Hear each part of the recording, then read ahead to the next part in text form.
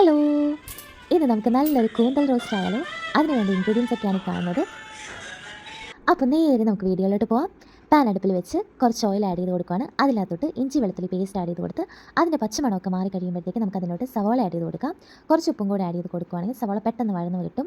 ഇനി അതിൻ്റെ അകത്തോട്ട് തക്കാളിയും കുറച്ച് കറിവേപ്പിലയും കൂടെ ആഡ് ചെയ്ത് കൊടുക്കുകയാണ്.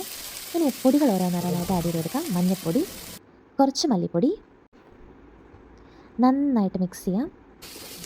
ഇനി അതിനകത്തോട്ട് ഞാൻ ചിക്കൻ മസാലയാണ് ആഡ് ചെയ്ത് കൊടുത്തിരിക്കുന്നത്.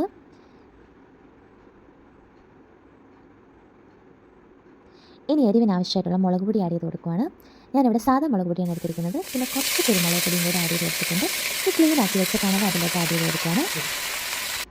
ഇനി നന്നായിട്ട് മിക്സ് ചെയ്യാം. ഇനി ഇതോട്ട് കുറച്ച് വെള്ളം ആഡ് ചെയ്ത് കൊടുത്താൽ മതി. കണവയിൽ നിന്ന് അത്യാവശ്യം വെള്ളം ഇറങ്ങി വരും. ഇനി നമുക്കിത് അടച്ച് വെച്ച് വേവിക്കാം. ഞാനിവിടെ വെള്ളം എല്ലാം വറ്റിച്ചെടുത്ത് നല്ല ഡ്രൈ റോസ്റ്റ് ആക്കിയിട്ടുണ്ട്. അപ്പോൾ ഇതേ നമ്മുടെ കണവ റോസ്റ്റ് ഇവിടെ റെഡി ആയിട്ടുണ്ട്.